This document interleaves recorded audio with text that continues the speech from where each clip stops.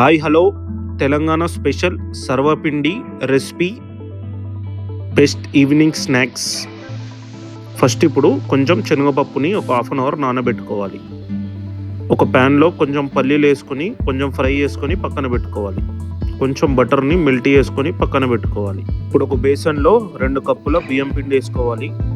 నానబెట్టిన శనగపప్పును కూడా వేసుకోవాలి. మనం రోస్ట్ చేసుకున్న పల్లీలని పొట్టు తీసుకొని వేసుకోవాలి. 1 స్పూన్ జీరా, 2 స్పూన్స్ నువ్వులు, కొంచెం పసుపు,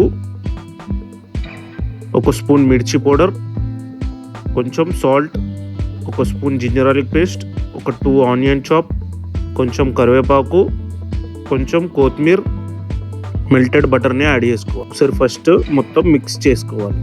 తర్వాత కొంచెం వాటర్ యాడ్ చేసుకొని గట్టిగా మిక్స్ చేసుకోవాలి.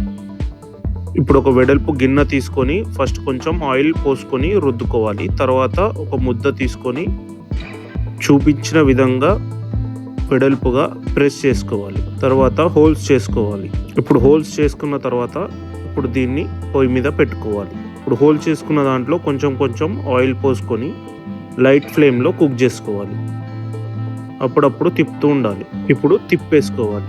That's it. ఇప్పుడు రెడీ అయిపోయింది తెలంగాణ స్పెషల్ సర్వపిండి. నెక్స్ట్ వీడియోలో ఇంకొక మంచి రెసిపీతో కలుద్దాం. Thank you.